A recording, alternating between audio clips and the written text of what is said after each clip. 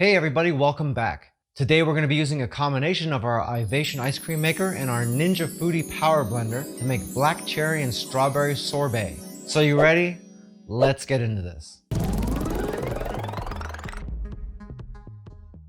For our ingredients, we have fresh strawberries, some sweet dark cherries, a little bit of monk fruit sweetener, psyllium husk, and a little bit of apple juice.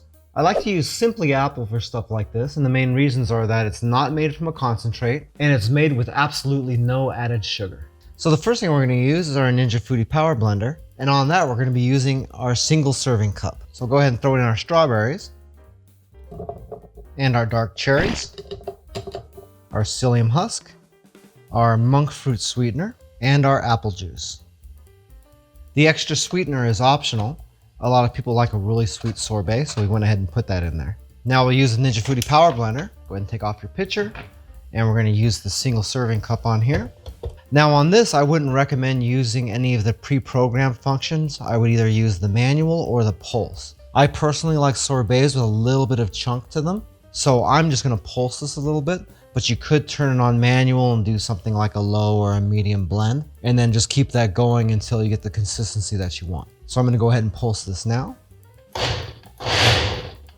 And that looks about the way I would like it. So we'll go ahead and pull this off. Okay, now we'll go ahead and turn on our ice cream maker.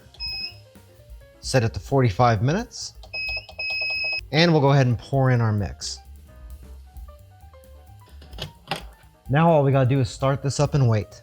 Hey, by the way, if this is your first time here and you want to learn some cool new recipes, get some great cooking tips and tricks and all sorts of other kitchen related things, then start now by subscribing to the channel and clicking the notification bell so you never miss a thing.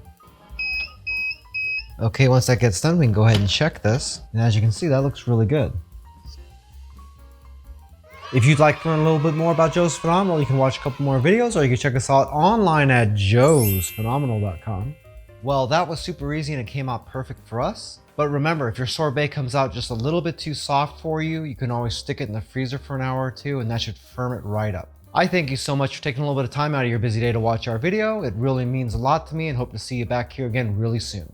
So until next time, I'm Joe and I hope you have a phenomenal day. Take it easy.